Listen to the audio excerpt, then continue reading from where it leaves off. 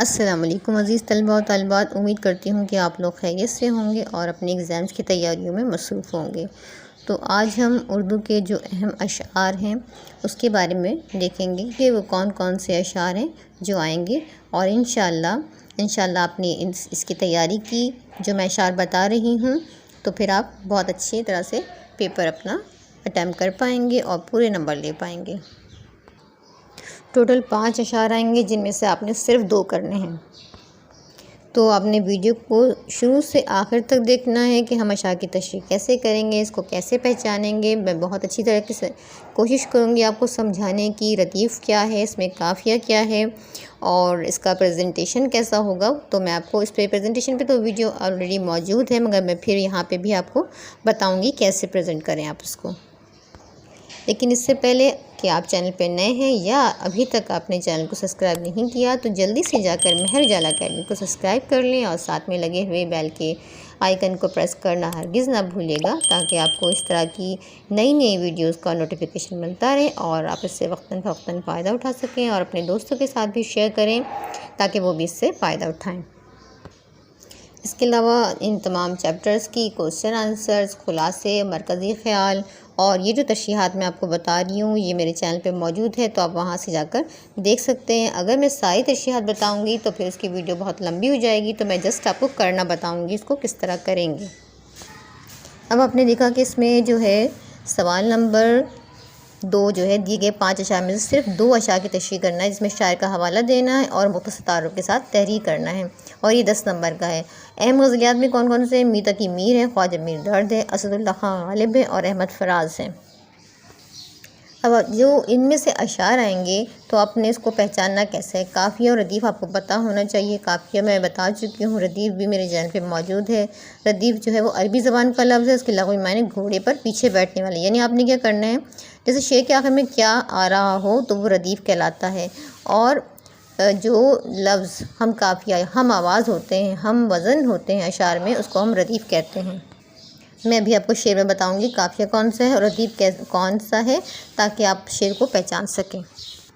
वैसे तो आप और भी जो मौजूद है ना गज़लियात हमारे पास, ख्वाजा हैदर अली आतिश भी हैं, दाग दहलवी हैं, हज़रत मोहानी, मुनीर रियाज़ी, काबिल अजमेरी, आफाक सिद्दीकी, इन सबको भी याद करें।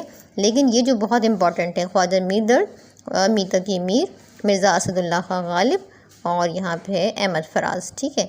अच्छा, इसको लिखने का तरीका जिस तरह ये देखें, एक पेज मैं आपको दिखाऊं, प्रेजेंटेशन है ये। हाल दिल हम भी सुनाते, चूँकि मैं ये बना चुकी हूँ तो इस तरह से बता रही हूँ कि जब वो रुखसत हुआ तब याद आया। अब यहाँ आया जो है ना लफ्ज़, इससे पहचान होगी आपको, रदीफ़ है ये। और इसमें आपने नज़म का उन्वान लिखना है सबसे पहले कि गज़ल है। शायर का नाम लिखेंगे कि नासिर काज़मी, आपने शेर को पहचान लिया, नासिर काज़मी का नाम लिख दिया आपने। मफ़हूम लिखेंगे मुख्तसर और जामे हो। ठीक है।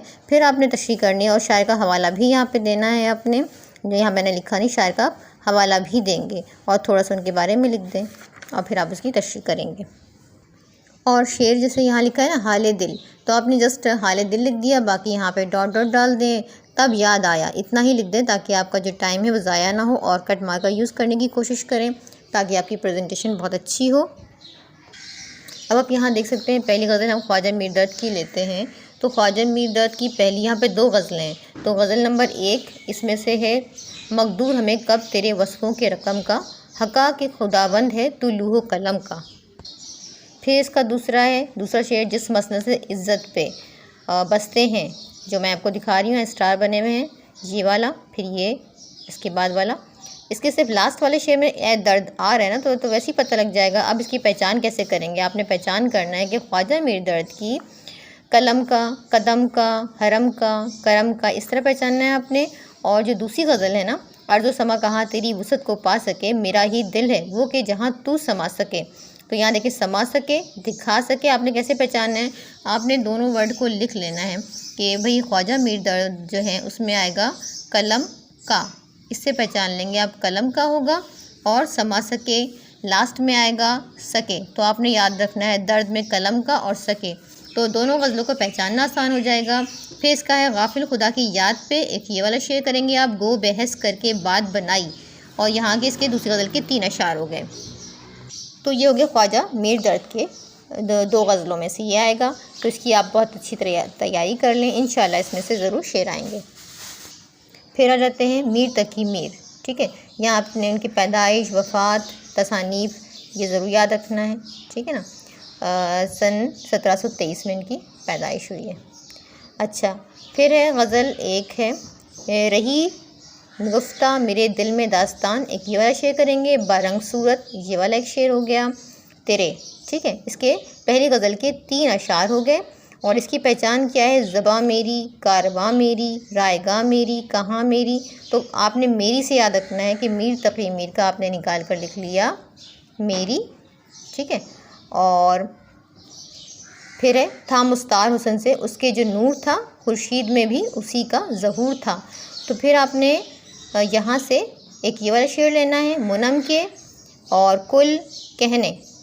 ठीक है, लास्ट वाला जो शेर होता है इसमें शायर का नाम आ रहा है ना, तो ये आपने नहीं, ये ज़ाहिर इसमें नाम आ रहा है तो ये वाला शेर इम्पॉर्टेंट नहीं है।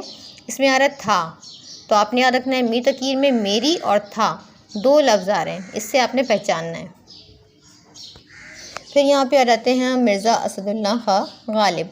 तो दिले नादा तुझे हुआ क्या है, एक ये वाला शेर लेंगे आप। मैं भी मुँह में ज़ुबान रखता हूँ, ये सब्ज़ा गुल कहाँ से आए हैं, हाँ भला कर तेरा भला होगा।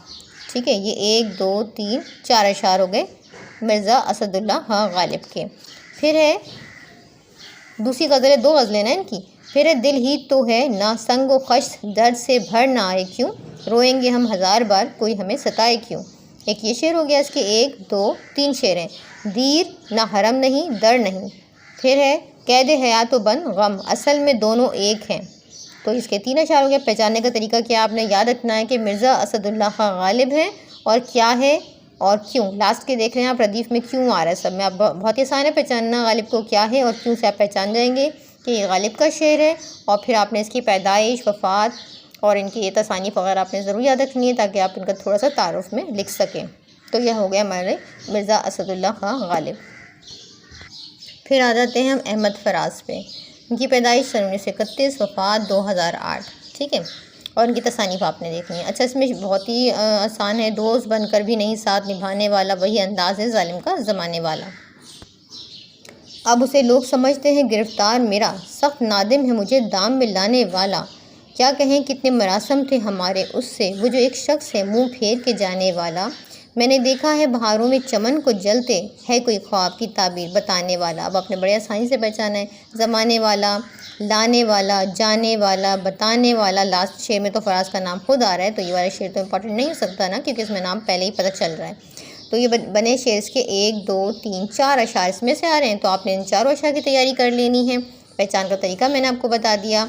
उसी तरह आपने उन्वान, यानी कि आपने नज़म को उन्वान देना है, शायर का नाम बताना है, मफ़हूम बताएंगे आप मुख्तसर और जामे हो, और फिर आप थोड़ा सा शायर का हवाला देंगे और फिर तशरीह करेंगे और लास्ट में मुमासिल शेर भी लिखेंगे।